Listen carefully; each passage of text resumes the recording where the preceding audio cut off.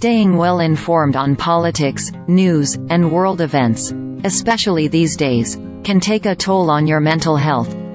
Trauma is the air that we have been breathing in the 2020s, says Catherine Manning, an expert with more than 25 years of experience of handling distress in the workplace.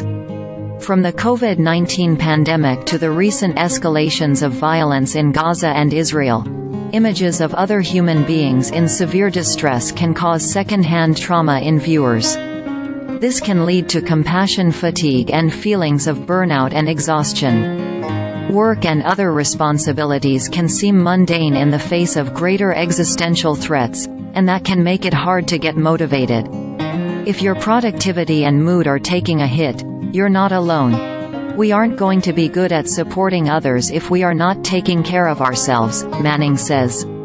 She references a poem by an Australian poet called Notes from the First Few Days of 2020, about the wildfires, which gained traction on social media once again during the start of the war in Ukraine. Every time I read this poem, I feel like it could have been written that day, and that is kind of the point, Manning says. If we are waiting for all of the fires that burn down the world, at work, or in our communities to die down before we start prioritizing ourselves, we are never going to get there. In the midst of all of the horror that is going on, we have to find a way to take care of ourselves. Instead of suppressing your negative emotions, give yourself permission and space to feel them. We are hardwired for empathy. There is actually a part of our brain that allows us to feel the feelings of the people that we are even just observing, Manning says. Prioritize the hobbies you use to cope. Allow this flexibility to others you work with as well, she suggests. For some people it is through exercise, for others it's through writing, going for a walk or doing art, she says. You will actually get through this more quickly if you just take the time to check in with yourself and deal with your feelings in whatever way that suits you.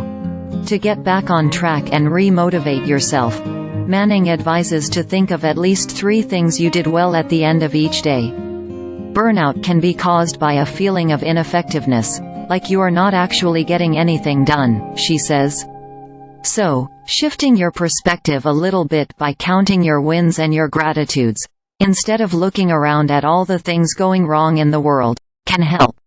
These wins don't have to be big accomplishments. Remembering to check in on a friend or going for a nice walk at lunchtime could count. A gratitude could be something as simple as a good cup of tea that you had that day.